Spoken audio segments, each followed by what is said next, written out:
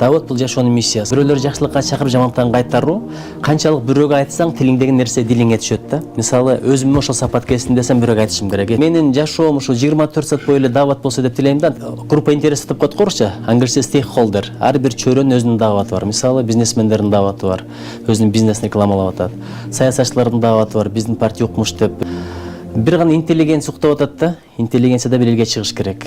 Анан дават деген менин пикиримде бул жакшы жүрүм-турум, жакшы кулк мүнөз. Анткени адам уккан эмес, көргөнүн эришет. Анткени үлгү эришет да. Адам уккан жөн угуп коет.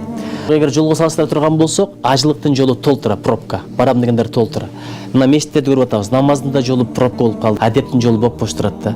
Анан көпчүлүгү ыйман менен динди, ибадатты, адепти бир деп ойлойт да. Мунун өзү жакшы нерсе да. Давот бул жашоонун миссиясы. Мисалы, күндө эле жөн жаратылган жок да. Ал жылуулук берет, ал жарык берет. Ошол сыяктуу мен муну айтат элем, адамдын жашоодогу миссиясы. Эмне себептен дегенде, эгерде амалың болсо адамың болот, адамың болсо аалымың болот. Жараткан Алла ааламды адам үчүн жаратты, адамды өз үчүн жаратты да. Ошон үчүн ушул дүйнөнүн жоопкерчилигин адам өзүнө алгандан кийин адам дайыма мындай оңолдун үстүндө болуш керек да. Ордунда турбайт, илим деле, ыйман деле жарыкка кетет же алдыга кетет.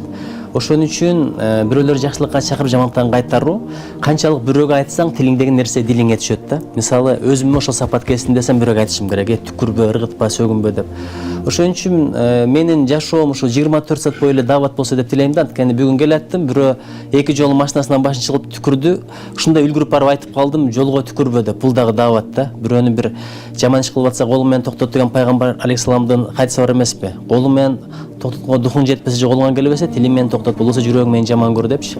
Дават үй бүлөдө болуш керек. Бала чакага, алган жарыңа, өзүңүн напсиңе, досуңа, тең тушуңа, атаңа, энеңе, бир тууганыңа, ар бир группа интересов деп коет корчу. Англисче стейкхолдер. Ар бир чөйрөнүн өзүнүн даваты бар. Мисалы, бизнесмендердин даваты бар.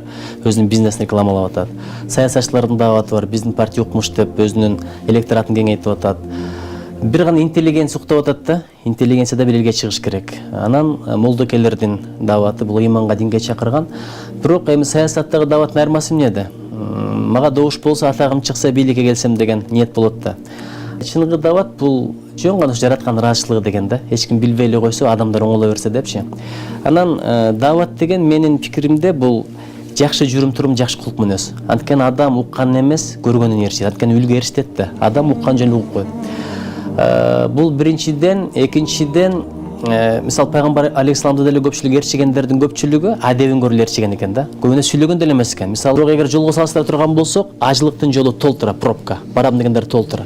Мына мешиттерди көрүп атабыз. Намаздын да жолу пробка болуп калды. Зекеттин, садаганын жолу пробка, адептин жолу бопбош турат да. Ошол эле намаздан чыгып келген адам көчөдө кетип атып, түкүрүп атса, сөгүнүп атса, бейадеп күлүп атса, ыргытып атса, адамдар ушул жагын эстеп калат деген да. Мына көрүп атабыз го депчи. Жөнөкөй адам барып ушундай нерселерди кылып атса, адамдар эстеп калбайт. Анан көпчүлүгү ыйман менен динди, ибадатты, адепти бир деп ойлойт да. Мунун өзү жакшы нерсе да.